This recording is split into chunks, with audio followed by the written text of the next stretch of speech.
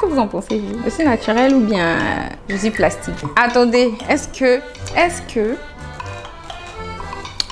je suis plastique? Vous-même, c'est du caoutchouc ou bien c'est normal?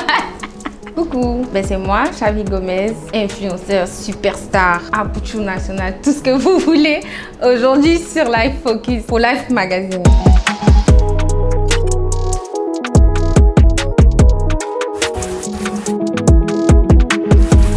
Ça va? Je vais bien.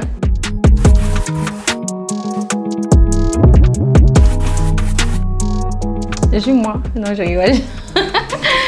Je suis Chavi Gomez, d'où mon nom des réseaux sociaux. Sinon, à l'état civil, je suis mademoiselle Agbizi Gomez, Françoise d'Avery, et on reviendra sur ça. J'ai 30 ans, j'ai pas d'enfant, je ne suis pas encore mariée. Jeune entrepreneur, personne des médias aussi. Voilà.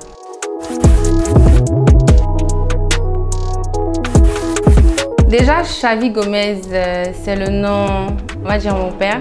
Il aimait bien le joueur, donc d'où le Xavi. Et Xavier, ou Xavier, ça vient de mon grand-père. Il s'appelle Xavier François et moi je m'appelle Xavier Françoise. Donc je suis le féminin de mon grand-père. Et aussi, quand j'étais aux États-Unis, c'était compliqué pour les gens de dire Xavi. Ils ont un problème avec le X, donc ils disaient Chavi. D'où j'ai préféré changer l'orthographe et dire Chavi Gomez aujourd'hui.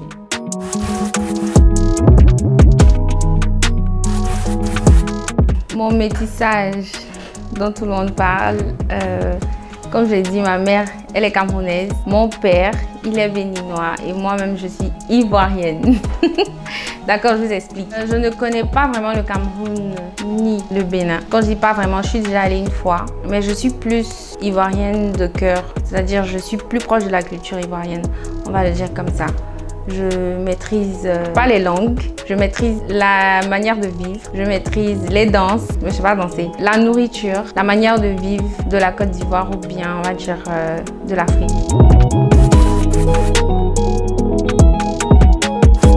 Intellectuellement parlant, je suis un peu calée. Non, je suis bien calée. Déjà, j'ai fait des études universitaires en Côte d'Ivoire. Après mon bac, je suis allée à l'INPHB de Yamoussoukro où j'ai eu un DUT, un diplôme universitaire technique en mine, géologie et pétrole. Et après ça, après les 3 ans, je suis partie aux États-Unis où j'ai fait des certificats en informatique, en anglais et beaucoup plus dans la vente de maisons.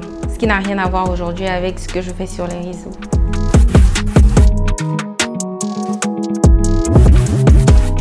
Déjà concernant le bachelor, j'ai été contactée par l'équipe. On est ensemble au vu de mes différents postes, c'est-à-dire mon physique, ce que je postais, le sport, ma manière de vivre, mes voyages. Et je pense que c'est pour ça qu'ils m'ont contactée. Donc ils sont venus vers moi et ils m'ont demandé de passer un casting.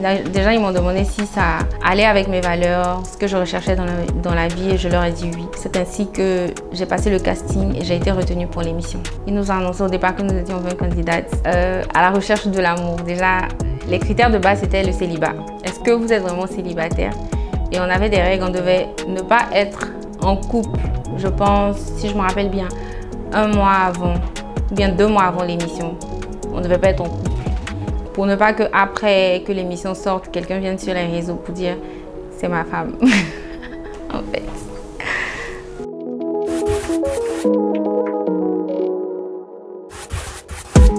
Quand j'ai été éliminée, déjà, c'était un choc pour beaucoup de gens. Moi particulièrement, au départ, j'avais mal vécu ça, mais après, au fil du temps, ça m'a rendue plus forte, plus concentrée, plus femme. Et maintenant, ça fait que je m'affirme 2 fois plus qu'avant. C'est-à-dire, je me suis retrouvée dans un environnement où il n'y avait que des femmes minces autour de moi. Et j'étais la seule, on va dire, Apouchou de l'émission. Et si on l'a bien noté, si vous vous rappelez très bien, il a dit « Elle est très belle, mais c'est pas mon type de femme ».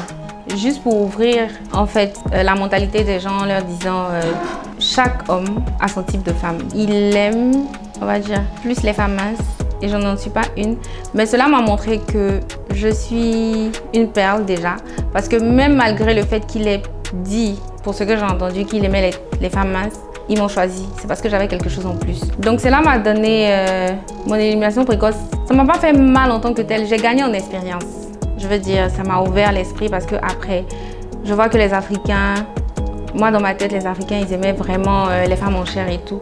Mais là, je vois qu'il y en a qui aiment, comme on dit, l'occidental, il aime les femmes minces. Il y a des Africains qui aiment aussi les femmes minces. Mais je suis contente, je suis sûre de moi. Parce que déjà, j'ai vu un peu de peur dans les yeux des candidates, aussi minces, aussi élégantes qu'elles étaient. La seule que j'étais avec cette forme-là m'a permis, malgré le fait qu'il ait dit qu'il aime les femmes minces, si j'ai été sélectionnée, c'est-à-dire que j'avais un plus.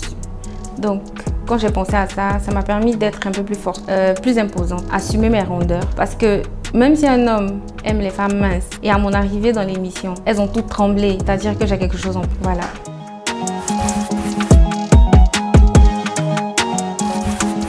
La chirurgie esthétique, cette question revient tellement. Ça revient. Mais qu'est-ce que vous en pensez, vous? Je suis naturelle ou bien je suis plastique? Attendez, est-ce que je suis plastique? Vous-même, c'est du caoutchouc ou bien c'est normal? Je vais vous laisser deviner. Merci. Il y a des gens qui savent regarder, voir que tout le monde n'est pas forcément... Mais merci. Voilà.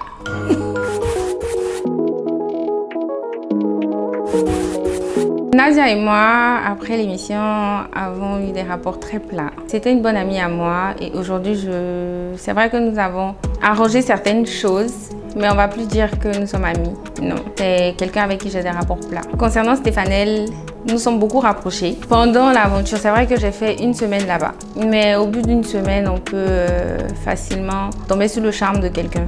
Parce qu'on a beaucoup de traits en commun, notamment le caractère, la manière de voir la vie et plein d'autres choses. Donc elle et moi, nous sommes restés vraiment solides jusqu'aujourd'hui. Je ne dis pas que ça ne peut pas changer, mais ça a été une des plus belles personnes que j'ai rencontrées sur le tournage.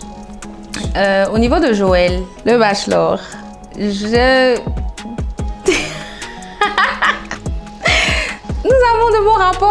Nous avons de bons rapports, on se voit dans la ville d'Abidjan. Mais on va dire, c'est pas mon ami, c'est pas mon ennemi, c'est une personne pour qui j'ai beaucoup d'admiration, vu son parcours. C'est une bonne personne, on n'a pas de mauvais rapports, non. Juste qu'il n'a pas choisi. C'est normal au départ, ça froisse un tout petit peu l'orgueil, ça choque l'orgueil parce que je suis une femme. Voilà. Mais à part ça, c'est pas comme si on est en guerre et tout, non. On se parle, on se côtoie. Mais c'est pas mon best friend. C'est pas quelqu'un sur qui je vais cracher, non. C'est pour quelqu'un que je respecte beaucoup.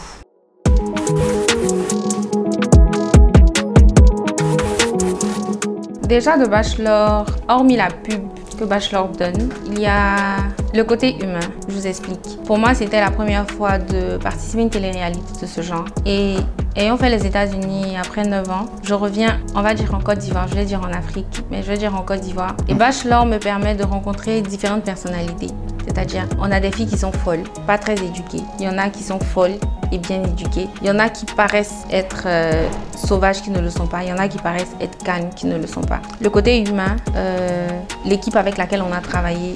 Donc Bachelor m'a déjà moi-même appris beaucoup de choses. Ça m'a permis de découvrir des facettes de moi que je n'avais pas. Au niveau de la compétitivité, la drague, où je suis mauvaise, bien évidemment.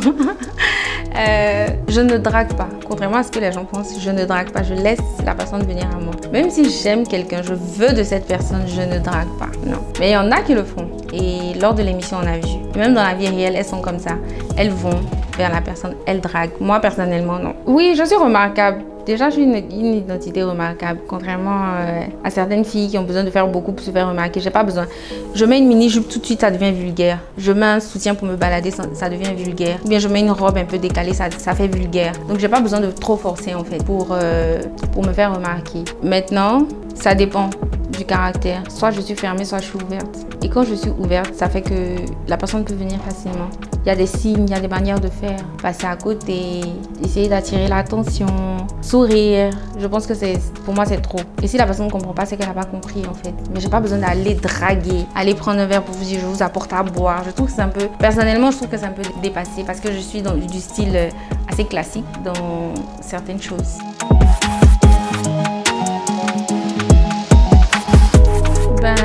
Déjà, avant le Bachelor, j'avais une vie assez caché.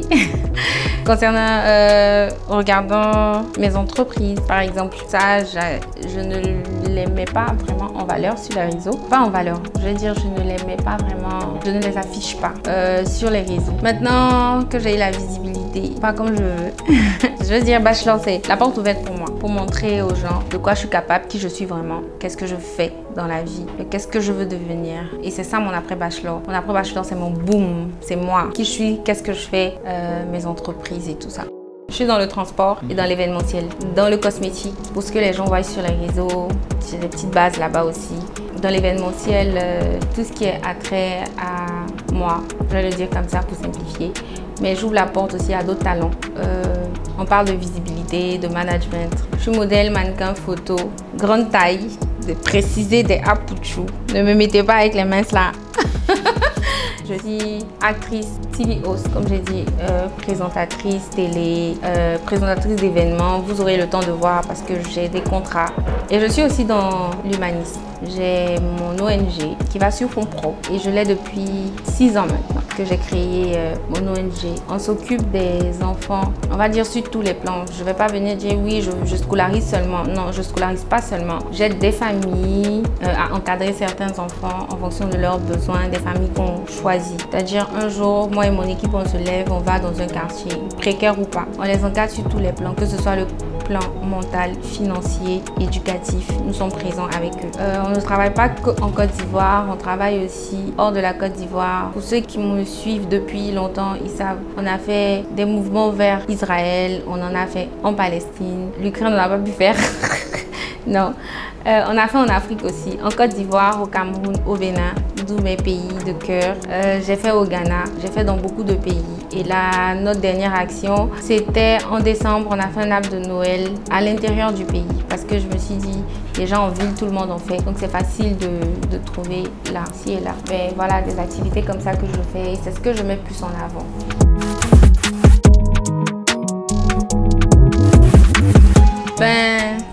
Actrice, influenceur, présentatrice télé, on va dire ça comme ça, hein. Présenter des événements, oui, c'est ce que je veux. Je suis un peu picky dans mes choix et c'est ce qui fait que je suis beaucoup en réserve. Contrairement aux autres, je n'accepte pas tout. Je ne suis pas ouverte pour. Je suis quand même sélective, assez sélective dans mes choix et dans ce que je fais.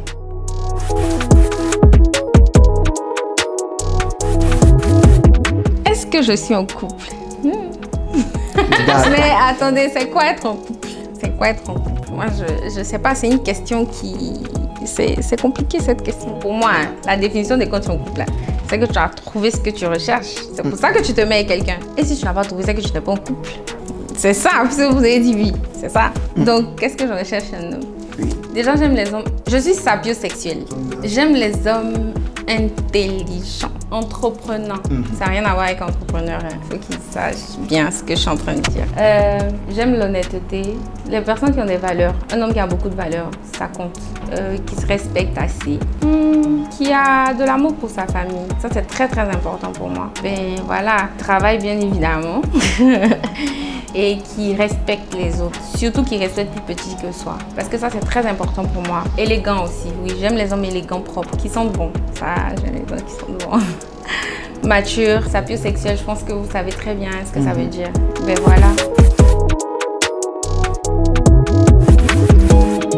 Coucou, ben c'est moi, Chavi Gomez, influenceur, superstar, apouchou national, tout ce que vous voulez.